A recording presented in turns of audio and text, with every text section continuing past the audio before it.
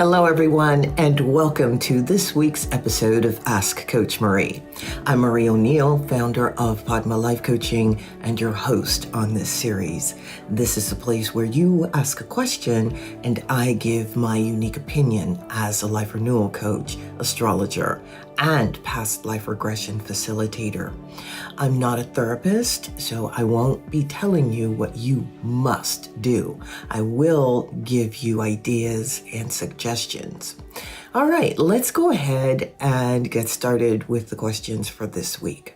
The first question that we have comes from Sophia, who is in New York, New York. Hello, Sophia. Her question is, I'm working harder than ever, but I still have a scarcity mindset that there will never be enough. How do I rewrite my internal story about money and worth?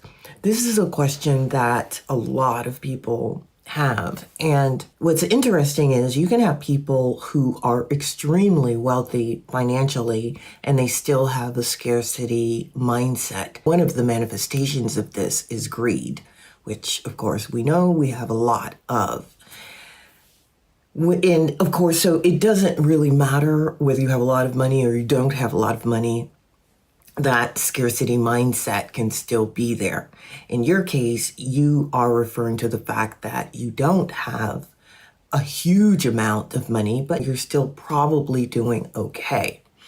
The scarcity mindset is something, as you know, that comes from the inside, and it can be something that you inherited or a trait or a way of moving through life that you inherited from your ancestors or your parents, or you could have even had something happen in a prior life that caused you to lose everything, and therefore your mindset this lifetime has that scarcity mindset. We don't know where this originated. One of the things that you can do is go to an astrologer to have a professional reading done. And what they could do is look at your chart to see what the propensities are. Is it something that came from a prior life, or maybe is it something that came from this life, from your parents or your ancestors for that matter? In the meantime, there's a couple of things you can do. One is you want to surround yourself with people who do not have a scarcity mindset. Even if you can have one friend or just one friend who doesn't have that mindset and you are spending time with that person, their energy will rub off on you. And that's something that you want. Now, you want to make sure that you're not taking your scarcity mindset into the relationship. So you have to know, number one, that abundance does exist. It is out here. Think about the grass and how fast it grows. I don't know about you, but if you cut your grass one week, the next week it's tall again and you've got to cut it again. Nature is abundant. We have abundance of food out here. We have abundance everywhere. So looking around you to see abundance in its glory will help you. Going inside of yourself, though, and asking the question, where did this begin? Where did the scarcity mindset start? That's going to help you too. Because when you can figure out where it began, it will help you to heal this issue from the core, your core, which is what you want. We can put a Band-Aid on it. We can try to change the mindset, but to permanently change the mindset, you have to go within yourself and find out where this issue originated so that you can heal it. In the meantime, surround yourself with people who are abundant or who you perceive as abundant. They may not perceive themselves as having abundance, but you might. So that's one of the things you want to do. You want to start looking at positive videos with people who are abundant in the videos. You want to come up with mantras that you can use to help you. These are just a few techniques to put a Band-Aid on the deeper issue. And as I said, you do need to get to the bottom of the issue and where it began. All right, I hope that helps. Please comment below and let me know what you decided to do and how it's working for you.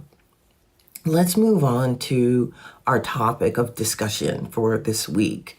And our life renewal topic is, of course, the prosperity frequency. Anyone who has an issue of financial survival versus financial thriving needs to shift, because one of the things that is happening is, when you have a survival mentality, that is coming from a sense of lack.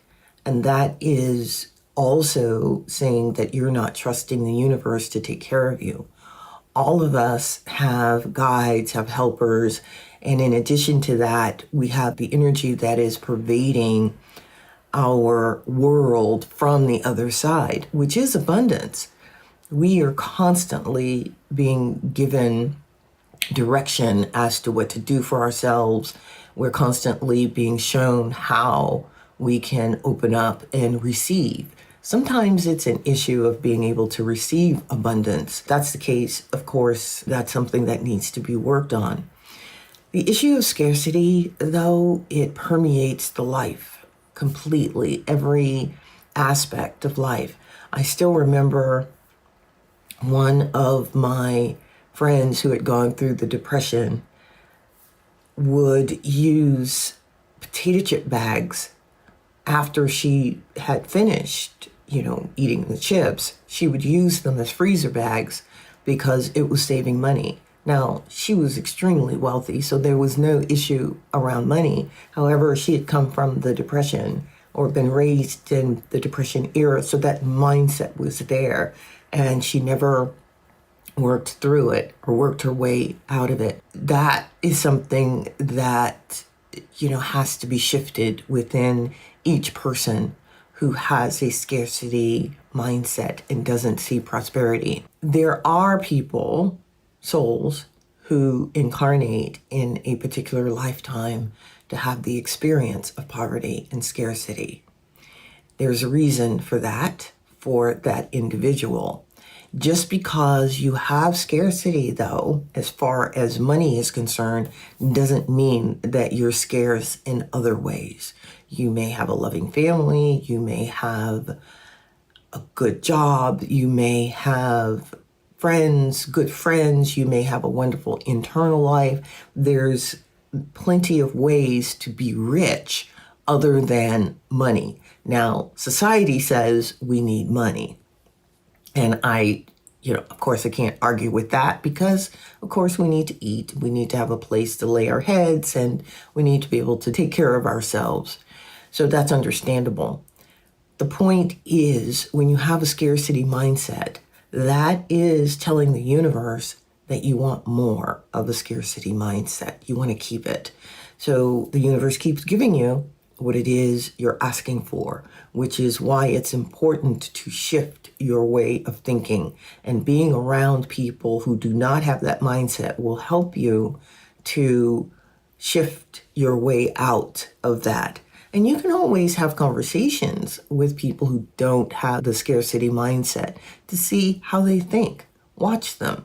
How do they go through life? And see if you can't emulate some of their behaviors and traits. And over time, you actually will see a shift in how you're thinking. All right. I would love for you to comment below, letting me know what you think about scarcity mindset versus prosperity mindset, and where is your mindset? What are you working on with this? Or are you working on it at all? All right, let's go ahead and talk about the second question for today. Our second question comes from Brian, who is in Phoenix, Arizona. And Brian says, I want to pivot to a career I love, but I'm terrified of the financial risk. How do I balance following my passion with the practical need of security? This is a good question. There's some options for you. When you are working full time, but there's something else you want to do that you're passionate about, it's always a good idea to start small with maybe working a couple of hours a day or a few hours a week on the passion and start building your business that way so that you keep your day job or your night job whenever you're working, so that you keep it. And that will pay the bills until your passion job grows big enough so that you can let go of the job that you aren't passionate about. That's one way to do it. The other thing is, being afraid of the risk financially is something that I believe every entrepreneur deals with, because there's no guarantee that what you're doing is going to be successful, or at least successful financially. Doesn't mean that you don't do it. This is why I suggest you keep your day job and work on your passion job part-time until it grows to a point where you're not able to maintain the two. If you decide to quit the day job and just work on the passion, that's okay too. And I would recommend that you get a coach, that you look at your finances too. Be honest about what it is you have financially and how long your finances can sustain you without having an income coming in, or maybe even a small income coming in. So you have to look at the numbers in addition to looking at what it is your passion is and how strong of a passion it is. Are you being driven internally to actually do whatever it is you want to do? Because if you are, then at the end of your life, if you haven't done it, you will regret it. So you have to find a way to actually do the passion, because there must be a reason that that passion is there. It has to be coming from the soul level. If that's the case, the impulse to follow the passion is going to get louder and louder over time. So you'll need to do it. Look at the numbers, your financial numbers. Look at how much you need to live on each month. Do you need to downsize? Do you need to move back home or have a roommate? What do you need to do to be able to sustain yourself financially until the passion job or passion actually can thrive and make money? You don't know how long it's going to take, and you still need to follow your passion. All right, we have come to the end of the questions for this week.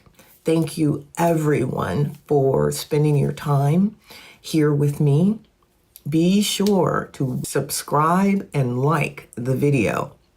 It's amazing how the algorithms work. So if you subscribe and like the video, that helps these videos to get out to other people. If you'd like to send me a question to answer here, send it to padmacoach@icloud.com. That's padmacoach@icloud.com. To find out more about my services and to sign up for my free e-course, go to my website, padmalifecoaching.com. If you'd like to learn more about me and how I've worked through some of the trauma that I experienced, check out my book, And the Lotus Opened, a memoir. You can find that book anywhere online books are sold. And one more thing, I do have a Substack. Twice a month, I do a deep dive on the videos that I put over here on YouTube on this particular series, the Ask Coach Marie series, because I'm not able to say everything that I want to say on the video. I write about it in articles. So check out my Substack page. All right, thank you, and I will see you back here next week. Bye-bye.